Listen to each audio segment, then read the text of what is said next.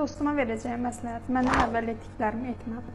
Üzü spirlə silmək, duzlu su ilə yumaq, ətrafdakıların boş məsləhətlərinə qulaq asmaq. Sonra üzdə olan sızanaqları sıxma, çünki daha sonra üzdə dərin çapıqlar, ləkələr qalır.